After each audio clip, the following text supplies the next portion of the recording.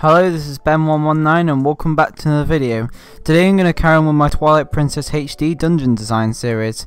So we are on the final part of dungeon number 6, which is the Temple of Time. In the last episode we got the statue from the mini boss room all the way down to this point in the dungeon, which is just over halfway down. So we're going to carry on getting the statue to the bottom and we'll see what happens once it gets to the bottom. Well, technically I know what happens, but I'm just saying that for the audience. So we're going to take him down these stairs and we're going to take him into this room here. I like how the corridors are nice and big, because I think if the corridors are any smaller it'd be a bit annoying to get him round. I think the controls were alright, but they're not amazing with the statue. Like, he controls nicely, but at the same time it can be a bit annoying for Link as well, because he ends up like walking against walls. Like right there I was walking against a wall, or sometimes you get stuck in a corner so you have to kind of like stop controlling him and then you have to like recontrol him. Now right here, something I did try out and for some reason it wasn't working.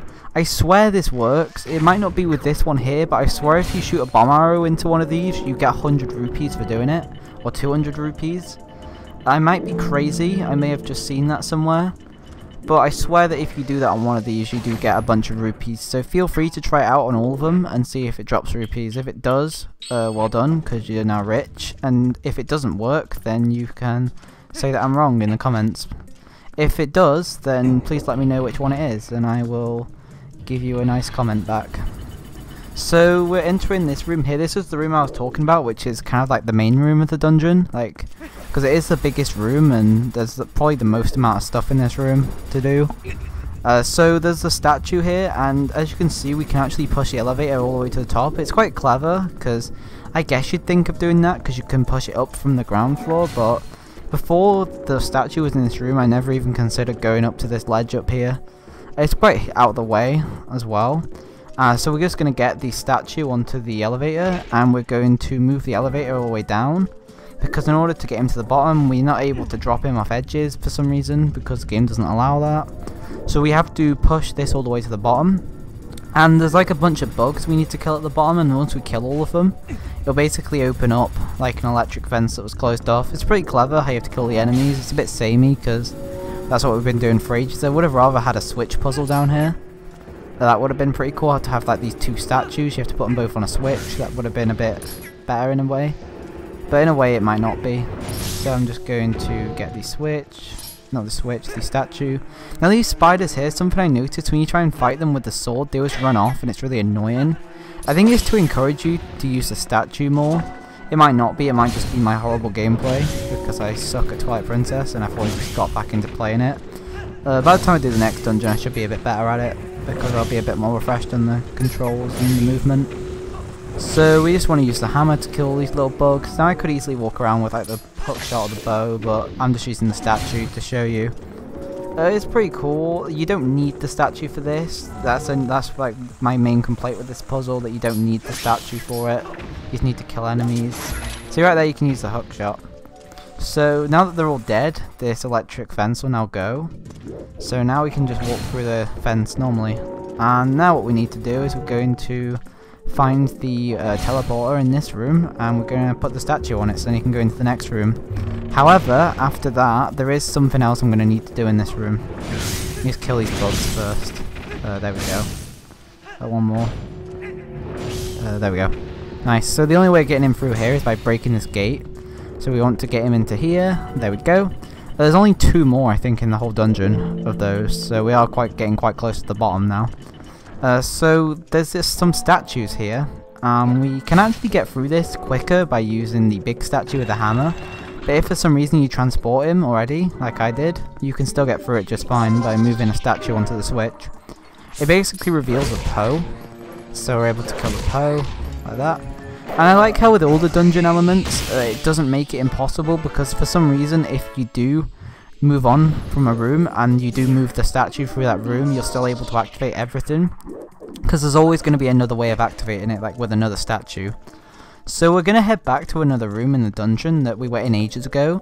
I think it is the room we got our second key from, which is the one with the statues. You know where I was complaining about the stamp being easier to get than the key? That room. So we're going to head to that room now. because there's a heart piece we can get in that room, by the way. We couldn't get it before because we need the Dominion Rod to do it, because we need to move some statues around. It's a cool little puzzle on what you have to do. It's a bit annoying how you have to take this statue all the way back to open the door again. I think my main problem with this dungeon when I was younger is there was a lot of backtracking, and I never liked backtracking. It's alright though, because when you do play it with the statue, it does change up the entire dungeon and how you go about going through each room, so I do like that about it. I appreciate how they tried something really new. It's a really nice concept. I like a dungeon when it has like some kind of big concept with it, like this dungeon here, or the Lakebed Temple with the moving water, or like Snowhead Temple in Majora's Mask where the massive pillar rises in the middle of the room, or Stone Tower Temple, which is the best one because it has upside down and the whole thing turns upside down, and that completely changes the way you play it. So in this room here, I'm not sure if you have noticed, but there's now loads of little bugs, and when you first go into this room, these bugs weren't even there. So I don't know why they decided to add them. You get nothing for killing them. I'm just killing them because I hate them. Because I hate bugs. So there we go. There's a few like I say medium-sized spiders. Like obviously they're huge, but the spiders in the Monkey Temple are a lot bigger than that.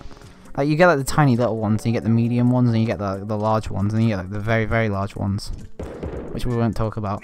So we're going to throw the statue over here. There's a little glitch that seems to happen to me, and if you're stood near the edge and you throw a statue, you seem to like fall off the ledge without throwing it. That did happen to me just then. So you basically want to throw a statue into this corner and put him on the switch. There's two. You need to do this twice, but the second statue is already in its place, so you don't need to worry about it. So you just need to take control of the statue like that, and then you just need to move to the side to get him into his switch. It's a nice little puzzle. Like the only thing I don't like about it is like the amount of backtracking it takes to get back to this room. I wish there was like a quicker alternative to get back. I wish there was like statues you could control to get on the switches. Like it would have been a good idea. You know, the ledge lifts up. On top of that ledge, they could have put two movable statues, and then you could move them onto the switches straight away without having to move the other statues back, which takes longer. So there we go, we got our second heart piece. Like I've said before, there's 2 heart pieces in every dungeon.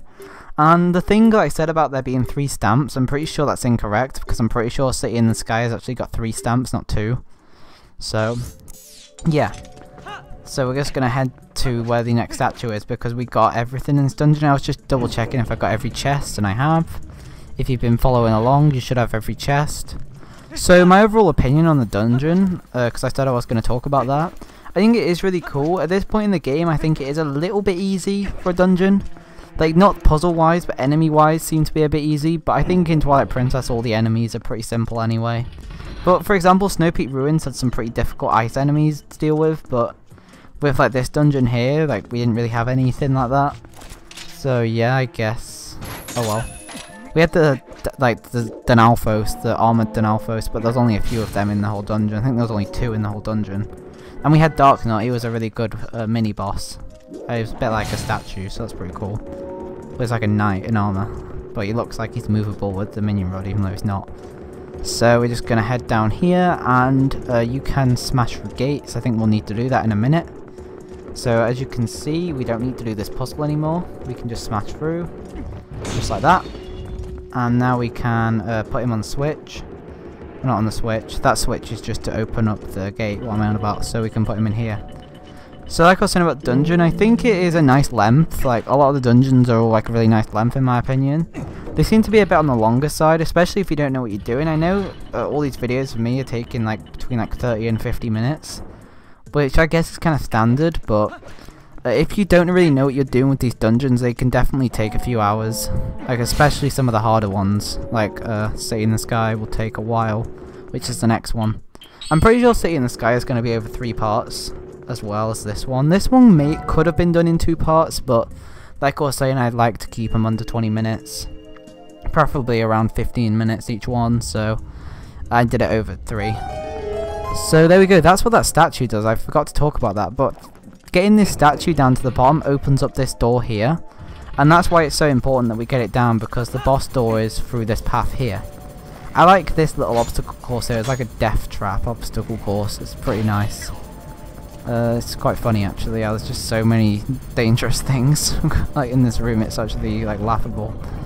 But the dungeon is really cool, and I do really like the way it is and everything. Like, I know I said I didn't like it when I was younger, but my mind's been changed. It's not one of my favourites still, but I don't hate it. It's a pretty like solid dungeon, and it's a good dungeon. I wouldn't say it's amazing though, but I do think it's good. I like this end room here. It's really unique how it's just like a death trap, like parkour section. So to get through here, we actually have to kill this statue, because if we don't, the gate behind us will be shut. So we have to stand in the middle, move the statue, the one in front of us closes, the one behind us opens. Pretty cool final puzzle, and I like how they used the puzzle from really early on in the dungeon where you have to break a pot to open one behind you and close the one in front of you. It's really nice throwback to that. So there we go, we're through the dungeon, 8 floors of hell, and we're finally at the boss. So I kind of did mention spiders a bit, and if you hate spiders, just don't even watch this boss because it's horrific. So this boss kind of has, I guess it does have a lot to do with the dungeon because there's loads of little spiders around the dungeon. So it's a huge spider, this boss. It is Gomer. Well, it's like a Twilight Princess version of Gomer from Ocarina of Time. I know he's not called that in this game. He's like a massive tarantula, and what you have to do is you have to wait for him to stop under one of these lights. Even if you're not looking up, you can tell which one he's under, because when he goes underneath it, the light seems to stop shining through. So I guess that's a pretty clever way of being able to tell. And right there, as you can see, you can use the statue to hit the spider. So what you have to do is you have to shoot him down when his eye opens, and when he falls down, control the statue that's next to him and whack him as hard as you can. And you just need to do that 3 times. Now the boss visually looks amazing. He looks really scary, and I love the boss room. It looks really cool, and I like how dark it all is and all these spider eggs. But the thing I don't like about this boss is it is really easy. This is probably one of the easiest bosses in the game, especially for the point of the game we're at. Like, the Snow Peak boss is one of my favourite bosses because that boss is fairly difficult if you don't, especially if you're not that comfortable on ice, and it is really cool visually as well. This boss is really cool visually, but I just think the difficulty of it kind of ruins it a bit because it is a little bit easy. Plus you have to use the bow, and you barely had to use the bow in this temple. So it seems a bit strange having the bow be like one of the main items you use to kill this boss. Overall, I didn't really talk about the music in this dungeon. I'll talk about it quickly now. But the main music in the dungeon I think is alright. It's nothing special, but it's pretty cool, I guess. I think if they went for something like really grand, like Temple of Time, I don't think it really would have worked. I think the music they chose is pretty nice for the dungeon. We're just going to wait for him to stop. I like how he runs so fast. I wish like you had to like shoot super fast. You have to have like really fast reactions before he like did something. Or I wish there was like more ways he could attack you. It just seems a really easy boss. I think that you can actually like shoot fire at you, I think, from his eye. Maybe dreaming, but I think he can do that if he stops for too long up there. So there we go, we've killed him. So 3 hits and he's dead, obviously. That's the way they go in video games, it's 3 hits. It's always 3. So there we go, he's dead. And the boss is actually not dead. So that is actually quite surprising. I think it's a pretty cool surprise that they tried to do. I think it is really unique because it's the only boss in the game where it happens, where you think you killed it and then it is actually not dead.